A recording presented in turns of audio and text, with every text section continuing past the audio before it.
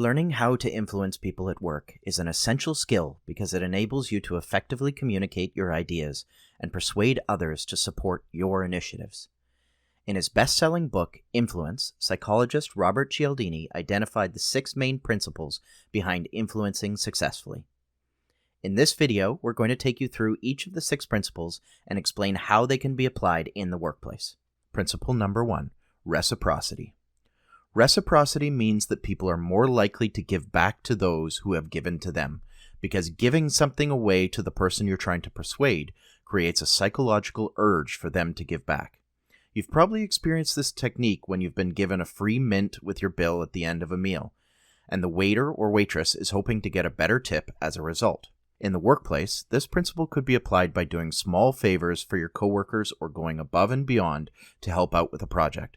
By doing so, you create a sense of indebtedness, and your coworkers are more likely to reciprocate in the future. Principle number 2, scarcity.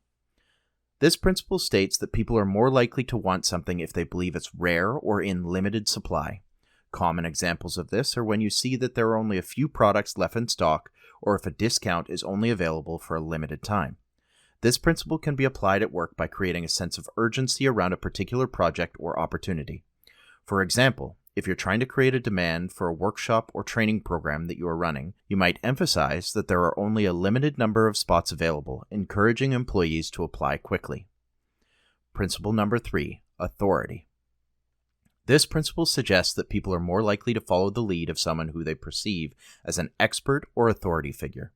In the workplace, this principle is most prevalent in how managers and senior leaders automatically have more influence over their team or more junior employees just because of their seniority. However, you can also use credibility as a powerful alternative in the workplace to establish authority. For example, when presenting to any level of audience, you should ensure that you highlight your experience or credentials to establish yourself as an authority on the topic. Principle number 4, consistency. This principle states that people are more likely to comply with requests if they are consistent with things they have already committed to or actions they have already taken. In the workplace, this principle can be applied by getting your coworkers or supervisor to agree to small actions up front. This is the equivalent of getting your foot in the door as a door-to-door salesman, then asking them to commit to a more significant goal. A specific example of how you could use this at work is if you're looking for a large budget investment for a project or IT solution. Rather than asking for all of the money up front, it can be easier to get agreement for a small amount for a pilot first. You'll then find it easier to get approval for the full investment later on, as you've already received commitment for the pilot. Principle number 5, liking. In this principle, people are more likely to say yes to someone they know, like, and trust.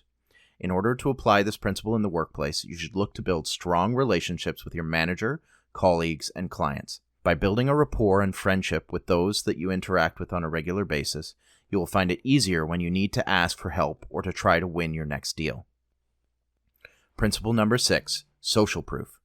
The 6th and final principle of persuasion is social proof. This principle states that people are more likely to do something if they think or see that others are doing it. This can be applied at work by highlighting the actions of others who have taken similar action. For example, if you're trying to get your coworkers to adopt a new process or tool, you could highlight the fact that many of their peers have already done it and have found it valuable. Getting their peers to explain why they found it valuable can be even more effective. So those are the 6 principles of persuasion and how they can be applied in the workplace. By understanding and utilizing these 6 principles at work, you can become more successful in your career by influencing and persuading others to support your projects and ideas.